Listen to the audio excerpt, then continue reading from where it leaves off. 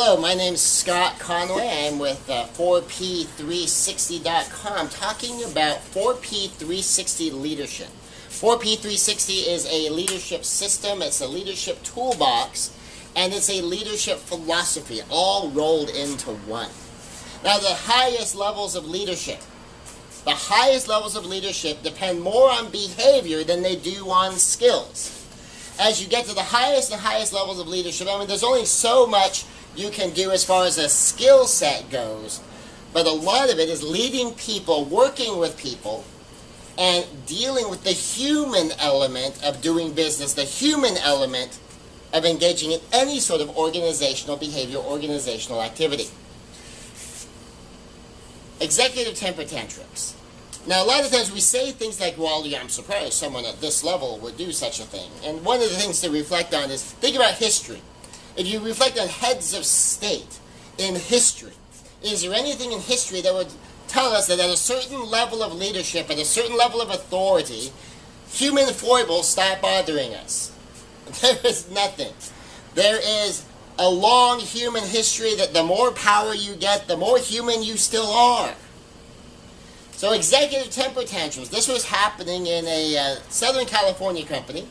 There was an executive literally pitching fits.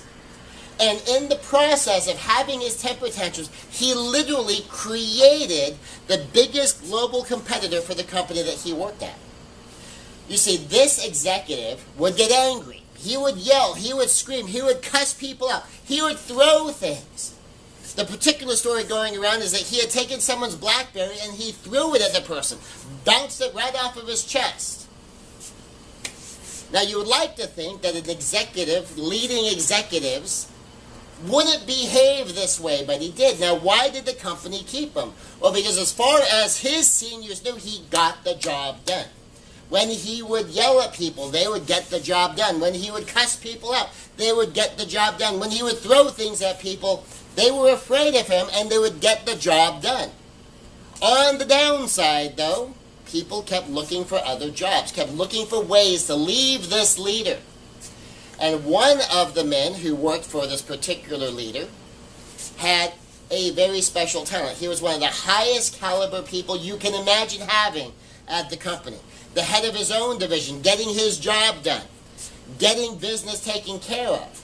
And he didn't like being yelled at. He didn't like being cussed out. Certainly didn't want to have anything thrown at him. And so he was keeping an eye out for opportunity. One of the opportunities that came up was the opportunity to do a startup company with a small team of highly competent individuals. And he stepped out to work with this team. And this team built a brand new company, which a year later became the #1 global competitor in 22 countries, going head-to-head with the former employer. Now to think about this, had this former employer had a higher caliber executive, had this former employer had someone who could lead with more powerful, practical, principled, and positive leadership styles, they could have kept this guy. Instead of him ultimately going on to be the #2 man and the #1 global competitor, he could have been in their company, helped them build their brand, and helped them build their business globally. But because of one man's leadership, because of one man's negative leadership, because of the temper tantrums he threw, yelling and screaming and throwing things and cussing people out, they lost someone who was so talented that he could head up the international division at what became their top global competitor. An owner-manager fight, destroying a 3-generation business. This one's privately held. This was a business established by his father that he had been running for most of a generation, that his sons were taking over. He was still the owner on paper, and he had a fight with one of the managers. Now, the part that was particularly disappointing with this person is that he had been learning from me, but hadn't been paying attention to the lessons. He was one of those clients that would hear stuff, say, oh, that's good stuff, and then do nothing with it. And I wasn't the first coach he did this with. He wanted me to fix his people, but he didn't want to fix himself. Well, in the process, he ended up picking a fight. with his manager. He picked a fight with the person who knew the most about the business, the person who ran everything. And he picked this fight so bad, they got into it. It turned into litigation. He legitimately owed this woman $30,000. I had evaluated the situation for him. He could have gotten out of the whole problem for $30,000. He refused to pay her a dime for no other reason. He was just mad at her. And for him, what was right didn't matter. All he wanted was his way. And he kept the fight going. It turned into litigation. I had tried to negotiate with the other attorney, letting the other attorney know that you're only going to win $30,000. How about we settle for $30,000? And the other person says, no, we're going after everything. Well, this fight dragged on for over a year. This guy ended up paying over $50,000 of attorney fees. The other side fought tooth and nail to the bitter end. At the end, they won $30,000. But this problem killed the company. Not just from the cost, but from all the energetic draw-off it was. From the toxic culture it created, as everyone now knew that this person is in litigation with one of their top former employees, and you know it, so it doesn't matter if I'm one of the top employees, I could be the next one in that fight. And it destroyed the culture of his company. And in the process of destroying the culture of his company, it destroyed the company itself. A 3-generation company started by his father, owned and operated by him, being handed off to his sons, and he killed it in a year with bad leadership. But not all the stories are bad stories. Sometimes you can have bad leadership and still end up with a good story. So there was an executive. They thought he might be CEO material, and so they were going to get him some extra training, try to fix up a few behavioral glitches. And you know, the coach in this case, working very, very high end, and he does a pay for performance, and so if he doesn't get the result, then he's not going to charge. And so that's the way this particular coach works. And one of the things that he has as one of his rules is you have to have 360-degree feedback. I need to be able to get confidential feedback from the people that supervise you, from your peers and from your subordinates, and ideally also from home, so I can get an idea of what we're looking at, and this is going to be the way we're going to measure it. Because then I'm going to get 360-degree feedback from the exact same people later on, and we're going to see how well you're doing. And the person didn't want to do the 360-degree feedback. One of the other rules is that if you've been wronging people, one of the things you're going to have to do is you're going to have to apologize to them. And the person says, well, I'm not going to apologize to anybody. And this went back and forth for a while. And ultimately, they made this coach offer after offer, and he said, no, I'm not going to work with him. You know, no judgment, no anything, just these are the terms I use to work with people. He doesn't want to do it, that's okay, he doesn't have to. I just won't work with him. I'm sure someone else will. Well, the president of the company found, well, what is exactly that this person won't do? Well, you know, he should be doing these things anyway. And so they fired the guy. Right after they fired this top executive, who's the executive VP of his division, 2 of their top performing employees that were right under him, his direct reports, came to the president of the company and said, thank you for firing him. Had you not fired him, we would have quit. And they would have lost 2 of their top performers by keeping a negative leader. Now think about this for a second. If they lost these 2 people, that would have been a major hit to the company. And because they got rid of a bad leader who refused to become a positive leader, they were able to hang on to these 2 people, and the company was able to go forward with 2 of their top performers. So this is one of those cases where they didn't destroy the company. They didn't create their largest global competitor. They were able to move things forward. Great leadership is critical to high-level success. This human element, this human dynamic, dealing person to person. Peter Drucker says that we were moving into a knowledge worker age. The simple definition of a knowledge worker is someone who knows more about their job than their supervisor knows about their job. Where I might be the manager, but I don't know how to do that person's job as well as that person knows how to do their job. I might not be the best forensic accountant. I might not be the best research attorney. I might be managing real estate agents that are better at selling real estate than I am. I might be managing scientists that are better at doing their research than I could possibly step in and do it. But my expertise could be in managing people and leading people, not in doing the work itself. And that's the crux of the knowledge worker age. And then as we've been learning and be getting more sophisticated in our leadership, we begin to realize, okay, you can manage systems, you can manage things, but you don't really manage people. You need to lead people. Now here's part of why this is so critical. John Maxwell says people don't leave their jobs, people leave their leaders. Sean Oliver, who's a business consultant coach, told me that surveys find that 78% of the time someone leaves a job. 78%. It's not because of the job, it's because of the leadership. So think about that for a second. The surveys find that 78% of the time someone leaves a job, it's because of the leadership, not because of the job. That means if you can have good, powerful, practical, principled, and positive leadership, you could eliminate 78% of the time great team members are leaving your company looking for other jobs. In fact, if someone is happy with a job, if they like the people, they like the leadership, they like the culture, they feel honored, they feel respected, they feel like they know how to win, they will stay at a job that even pays less and maybe has less in the way of benefits because it's a pleasant experience for them.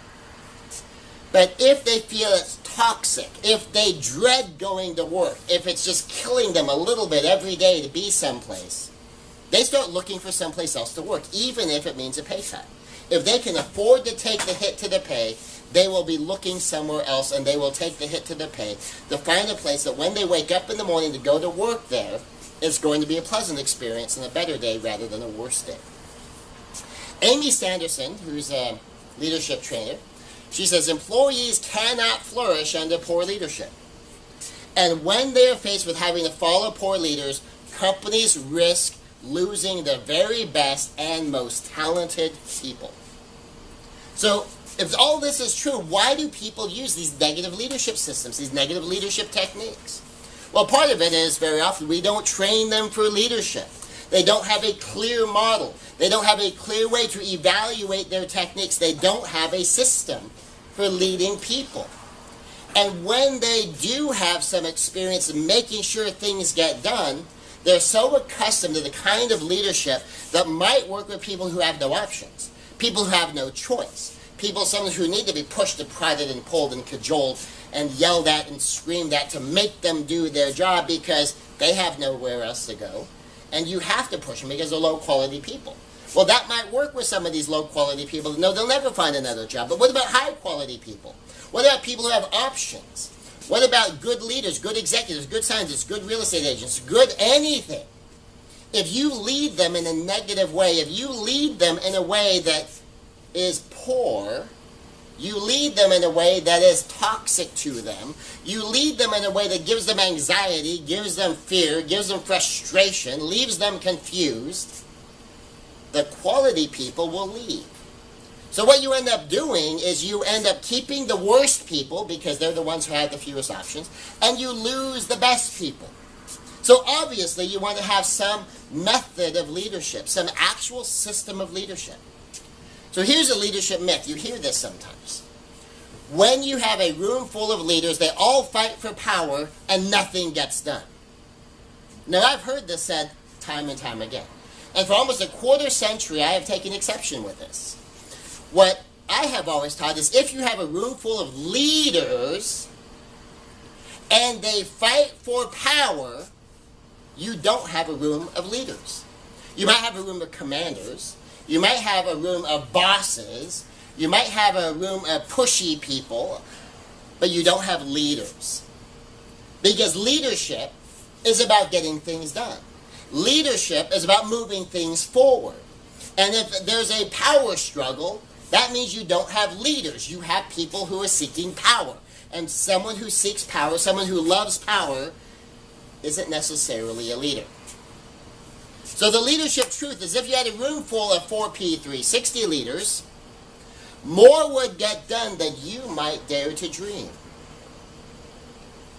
If you have a room full of 4P360 leaders, the 4 pillars, 360-degree leadership, stuff gets done. If you have a room full of leaders who are fighting for power, you don't have a room of leaders. Leadership is influence. John Maxwell says this time and time again. In all of his books, he reminds us leadership is influence. Well, the Conway corollary to this is influence is leadership. So if leadership is influence, and influence is leadership when your presence makes a difference somewhere, where you showing up makes things be different than they would be if you weren't there. When you taking some action makes something different than it would be if you weren't there, you are leading. And 4P360 is a system of leadership that allows you to do this on purpose. So 4P360 is a uniquely self-consistent leadership system. 4P360 is uniquely self-consistent in that the way you lead down is the same way you lead across, is the same way you lead up, is the same way you lead in any direction, including yourself. The rules are consistent. The technique is consistent. The pillars are the same, no matter the direction of your leadership and even when you're being led. It's a comprehensive leadership toolbox. So when you're dealing with the 4P360 leadership system, not only is it uniquely self-consistent, that the rules are the same no matter what direction you're going because it works on principles. That it is a comprehensive leadership toolbox in that any tool you have, Gesundheit, any tool you have can be filtered through, adjusted and changed using the 4-pillar system. And as you apply it, you can use the 360 system with the 00 feature to evaluate any leadership tool that you might learn and adjust it so you can put it in your 4P360 toolbox. Although there is a substantial toolbox included in the 4P360 system of specific techniques and tools that work on principles and are easily adapted. 4P360 is also a leadership philosophy.